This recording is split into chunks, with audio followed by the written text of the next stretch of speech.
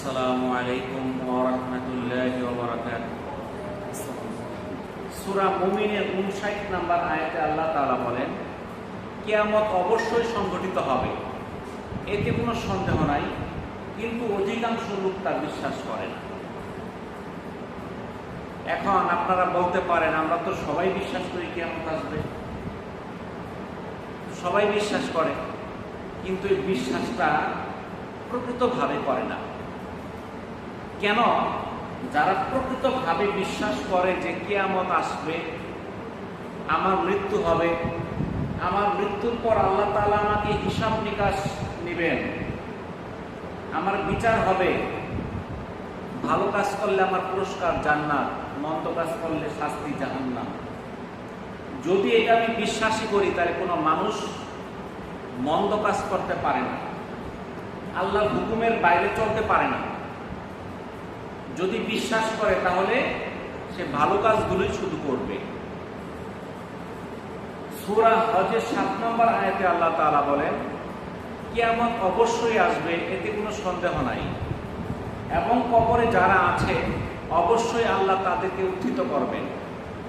যারা এই যে কবরে শুয়ে গেছে, আমাদের মধ্যে কেউ কেউ মনে করে এই কবরে শুইলে হয়তো আর উঠতে হবে না, সে মাটিতে মিশে যাবে, সে মাটি হয়ে যাবে।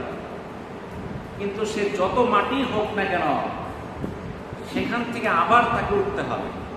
এটা আল্লাহর নির্দেশ, এটা আল্লাহর বিধান।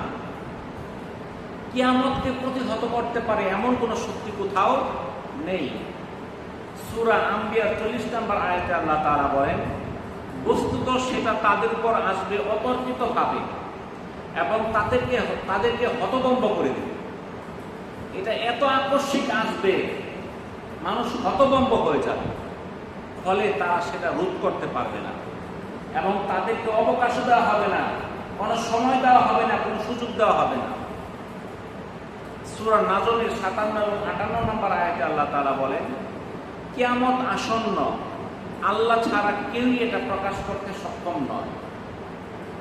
তাহলে কিয়ামত আসন্ন, কিন্তু আসতেছে না কেন? কারণ আল্লাহ ছাড়া এটা কেউই প্রকাশ ঘটাতে পারবে না।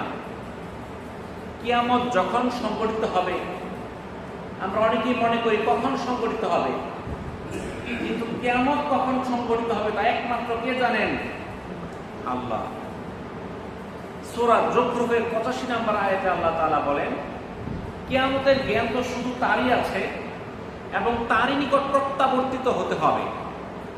এখানে কার কাছে কথা বলা হয়েছে? আল্লাহর কাছে। তাহলে কিয়ামতের জ্ঞান শুধু কার কাছে আছে?